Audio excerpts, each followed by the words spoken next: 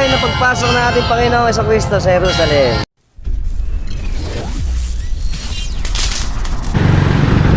Rise and shine again, Philippines. Naya Katedral ng Malolos. Lamig. Maling araw na.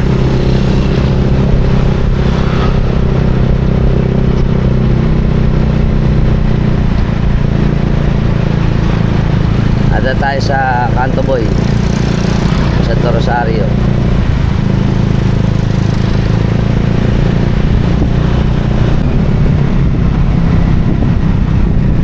Maling araw pa lang.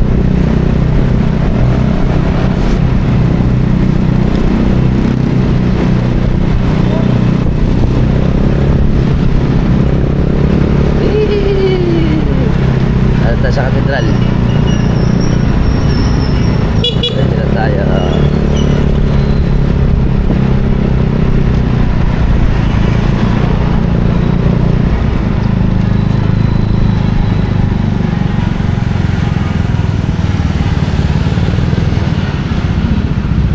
Hop, yeah. Ayan, tayo palaspas.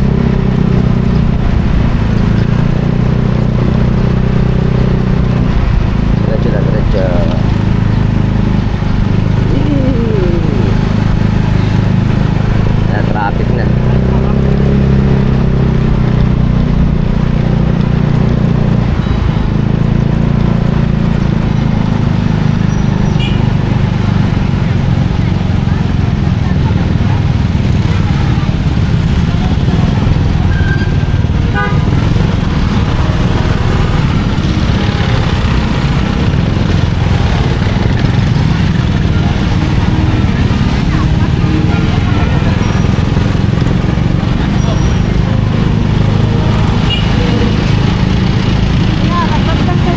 Oo nga.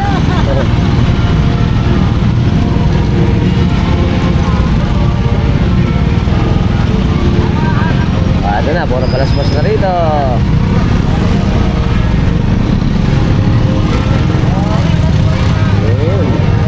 Wow. Ang ganda.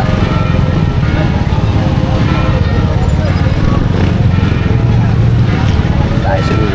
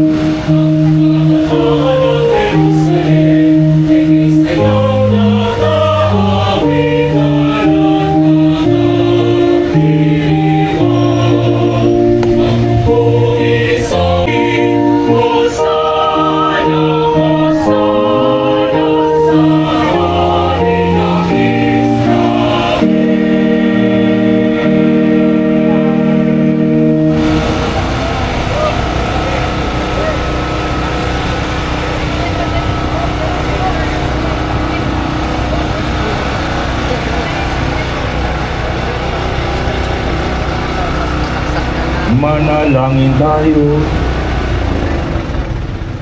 Ama naming makapangyarihan, hindi ako naghimaksik ni tumalikod sa Kanya.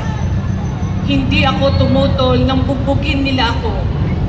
Hindi ako kumibo nang ako'y kanilang insultuhin.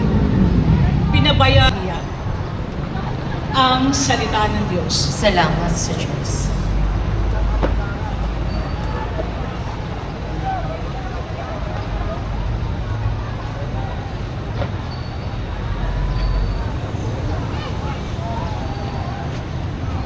Salmo po.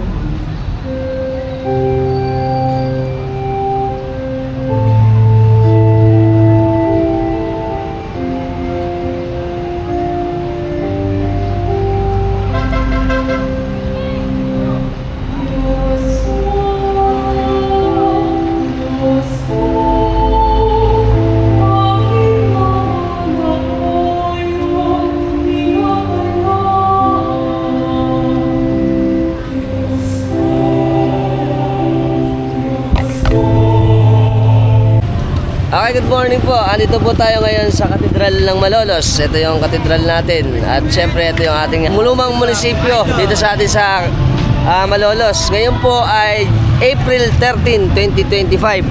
Alas 6 ng umaga. Kung saan ginaganap na natin ang misa, medyo nalate kasi tayo eh. Ngayon po ay Palaspasan, Linggo ng Palaspasan. O Domingo de Ramos. Ano ba ibig sabihin ng Domingo de Ramos? Ito ay Kastila, na ang ibig sabihin sa atin sa English ay Sunday of Branch. Ang Ramos po ay branch. Dahil po, ngayon po ginaganap natin ang matagumpay na pag-alala sa matagumpay na pagpasok ng ating Panginoong Jesucristo sa Jerusalem. Kaya po ito ay sinaselebrate natin ngayon linggo na ito dahil ito na ang linggo ng panayan na tinatawag o yung ating Semana Santa. At dito po sa atin, napakarami na nagtitinda ng palaspas. Ito yung ating mga palaspas. Ito po mga palaspas natin, siyempre, ay available dito sa atin dahil maghapon na to ay mag-start ng ating palaspasan. At ito po ay sineselebrate siyempre ng Simbahang Katolika sa buong, siyempre, sa buong mundo. At dito rin sa atin sa Pilipinas. Marami tayong mga, ano rito, mga palaspasan. Ito, ano to ate? Ito, oliba. O, isa din to sa ginagawang palaspas. So, siyempre, yung traditional natin na paggawa, dahil ang ginagawa natin nung araw sa Jerusalem ay palm. Ito naman sa atin ay coconut o buko. Yung iba gumagawa pa rin ng sasa, kaso madalang na. Nung araw, may mga malalaki pang mga palaspas na ginagawa para gamitin sa ating palaspasan. Ay ate, si ate tinda rito. Ay, napakarami natin palaspas ngayong araw na to eh. Tsaka ito po, sila idol, nagtitinda rin dito. Yan. Pagkatisan mo sila idol? Yan po. Tigasan? Ha? Pagkatisan? Tigasan? Tigasan? Dito lang po. Kaingin, no? Mga kaingin pala to. Hi. Ayan na. Morning po. Happy Palm Sunday. Yan, napakarami na rito eh. Ikot muna tayo Bahagya. Banihag. Banihag. Ito pa. At napakarami. Magkano ba ate palaspas?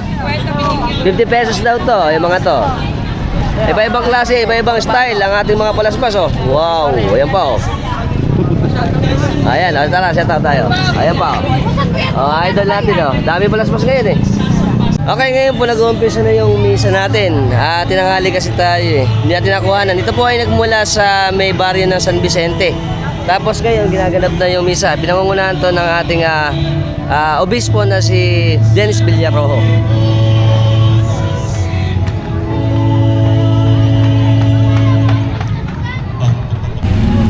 Okay, lalakad na rin tayo at nandito na tayo eh. Ito yung mga nagtitinda sa atin ng palaspas oh.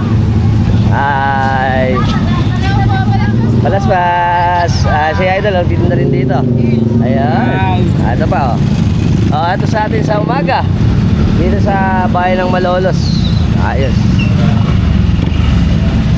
Hello. Okay, habang iniintay natin yung nag-mimisa. Pagkatapos ito, magbabasbas din pa rin kasi ng palaspas eh.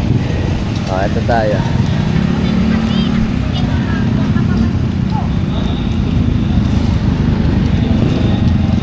Merong mga taong hindi maaasahan na nagbibigay ng mga promise sa atin.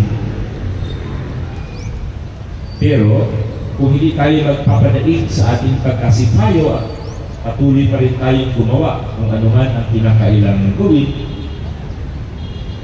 nakakagawa tayo ng mga posibilidad.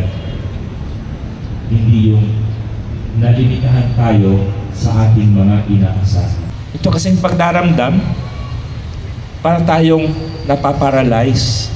Hindi na tayo makagawa sapagkat iniisip palagi natin, hindi naman ako binibigyan ng kahalagahan.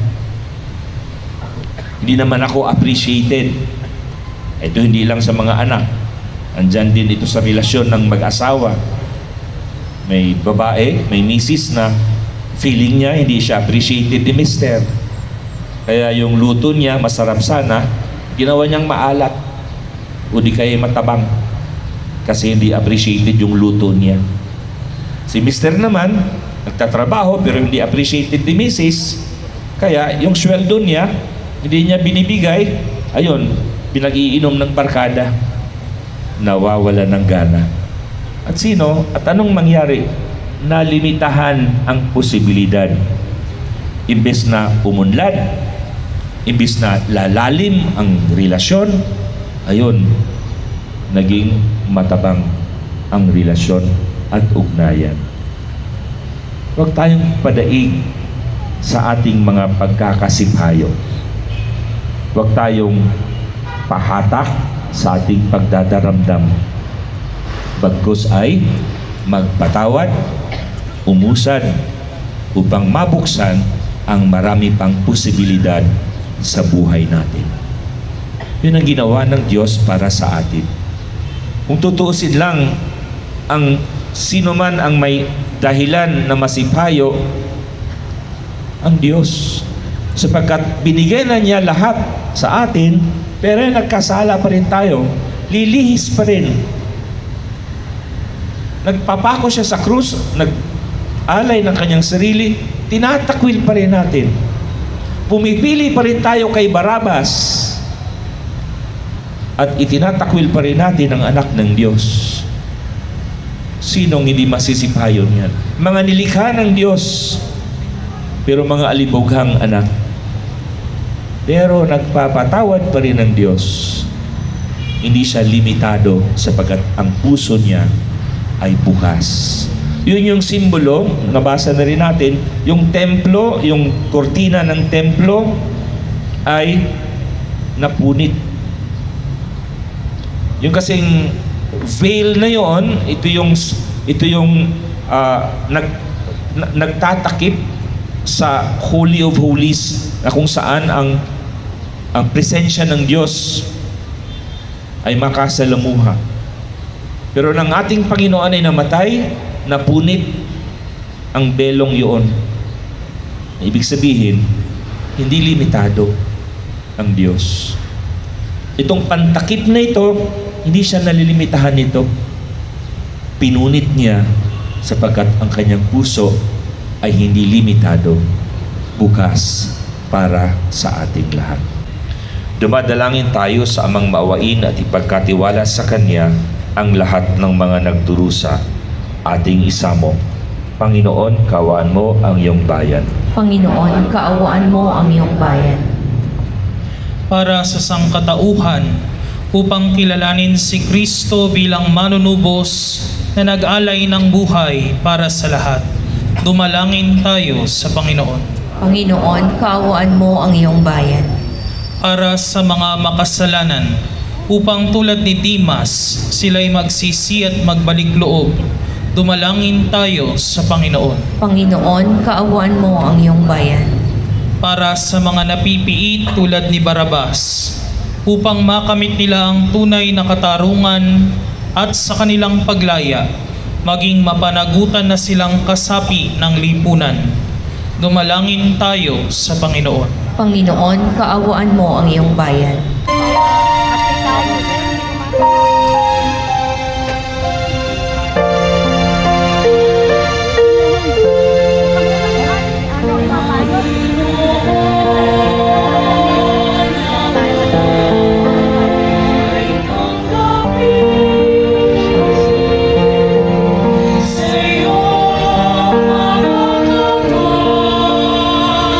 Ito ang kawain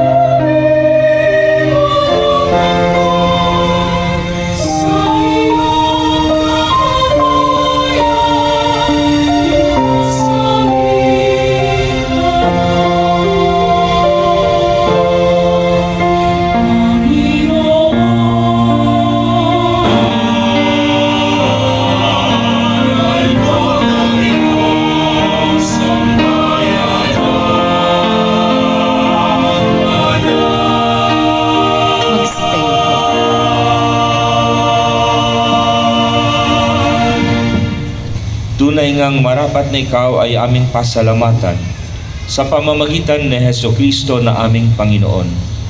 Wala siyang kasalanan ngunit inaring salarin sa pagmamalasakit niyang kami palayain. Sa kamatayang kinasuungan namin, kaya't namatay siya upang kami buhayin. Kaya kaysa ng mga anghel na nagsisiawit ng papuri sa iyo, nang walang humpay sa kalangitan, kami nagbubunyi sa iyong kadakilaan. Santo, Santo, Santo, Panginoong Diyos ng mga hukbo, napupuno ang langit at lupa ng kadakilaan mo. Hosana, Hosana, sa kaitaasan.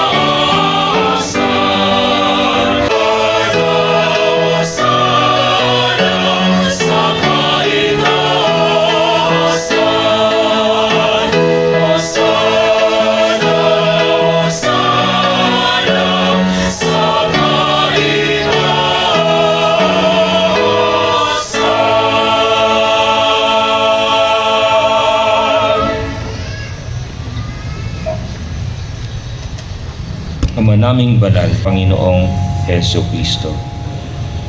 Bago niya pinagtiis ang kusang loob na maging handog, hinawakan niyang tinapay, pinasalamatan kaniya, pinaghati-hati niya yon, iniabot sa kanyang mga alagad at sinabi, "Tanggapin ninyong lahat ito at kanin.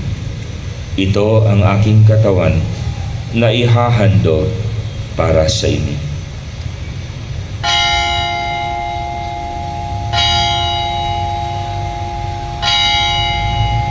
Hindi naman nung matapos ang hapunan, hinawakan niya ang kalis. Muli kanyang pinasalamatan. Iniabot niya ang kalis sa kanyang mga alagad at sinabi, "Tanggapin ninyong lahat ito at inumin. Ito ang kalis ng aking dugo, ng bago at walang hanggang tipan. Ang aking dugo na ibubuhos para sa inyo at para sa lahat, sa ikapagpapatawad ng mga kasalanan. Gawin ninyo ito sa pag-alala sa akin."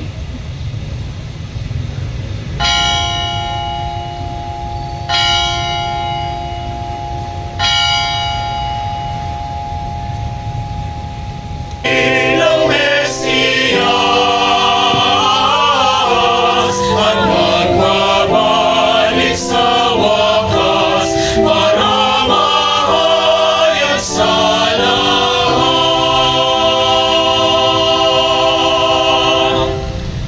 Ama, ginagawa namin ngayon ang pag-alala sa pagkamatay at muling pagkabuhay ng iyong anak. Kaya't inialay namin sa iyo ang tinapay na nagbibigay buhay at ang kalis na nagkakaloob ng kaligtasan. Kami nagpapasalamat dahil kami yung minarapat na tumayo sa harap mo para maglingkod sa iyo.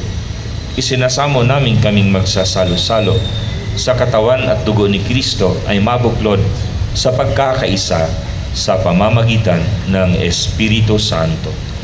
Ama, lingapin mo ang iyong simbahang taganap sa buong daigdig. Puspusin mo kami sa pag-ibig kay San Francisco na aming Papa at ni Dennis na aming Obispo at ng Tanang Kaparian. Alalahanin mo rin ang mga kapatid naming nahimlay na may pag-asang sila'y muling mabubuhay. Gayon din ang lahat ng mga pumanaw.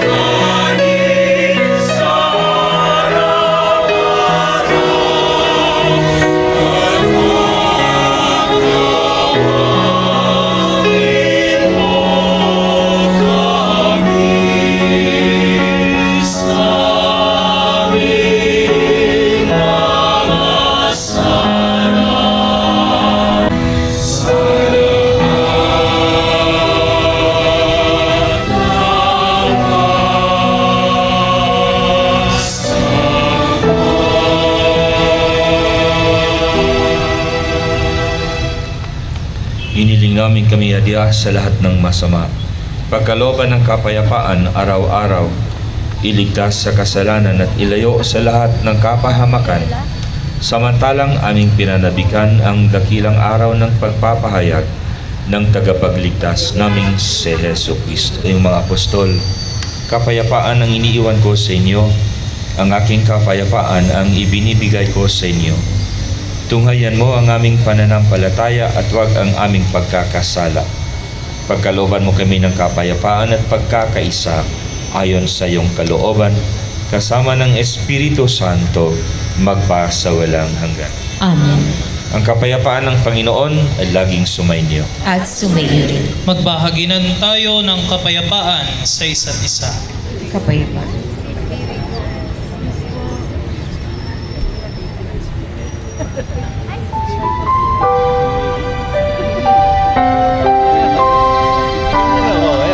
Diyos, ito ang nag-aalis ng kasalanan ng sanlibutan. Mapalad ang inanyayahan sa kaniyang bigig. Panginoon, hindi ako karapat-dapat na magpatuloy sa iyo, ngunit sa isang salita mo lamang ay gagaling na.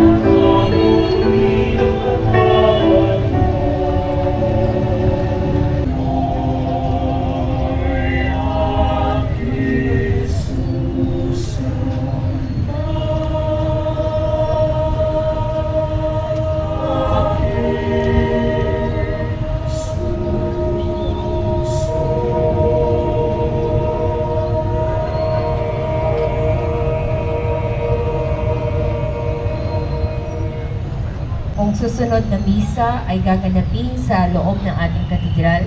Ito po ay sa ganap na 7 at 15 ng umaga.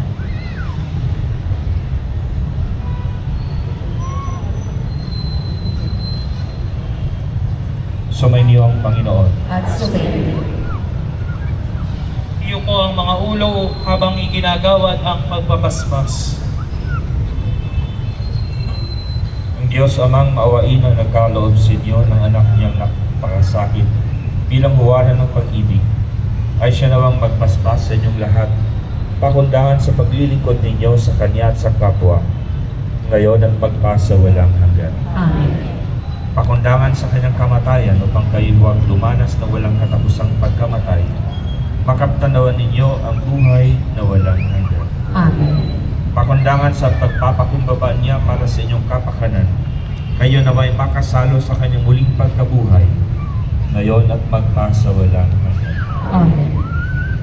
Pagpalain kayo ng makapangyarihang Diyos, Ama at Anak at Espiritu Santo. Amen. Umayo tayo sa kapayapaan. Salamat sa Diyos.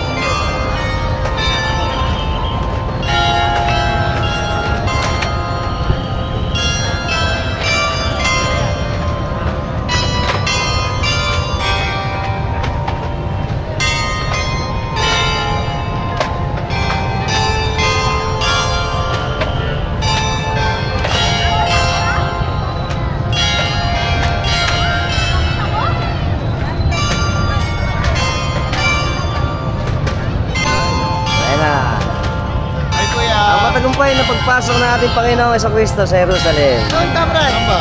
Sarado! Saan ba natin? Ay, may nakaarang! Wala.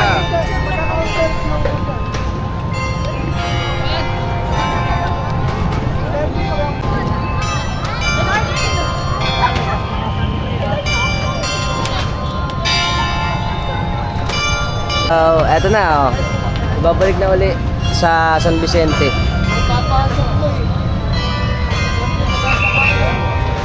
Paano po, hanggang dito na lang tayo. Sana po nag-enjoy tayo dun sa ating Palm Sunday o Linggo ng Palaspas o Linggo de Ramos dito sa atin sa Katedral ng Malolos. At syempre, sana mag-nilay tayo ngayong darating na Semana Santa. Until next time na lang. Bye.